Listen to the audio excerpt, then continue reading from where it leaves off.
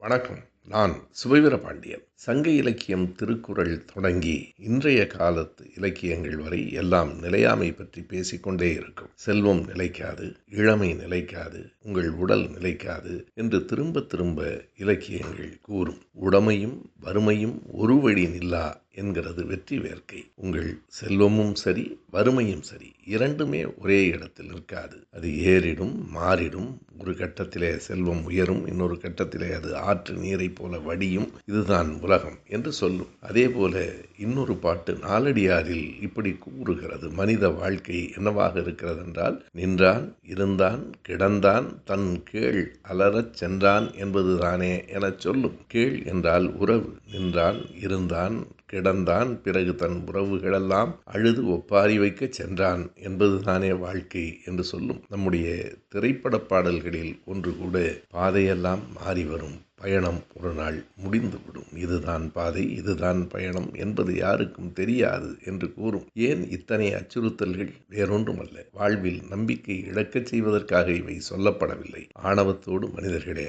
அலையாதீர்கள் என்று எச்சரிக்கிறது.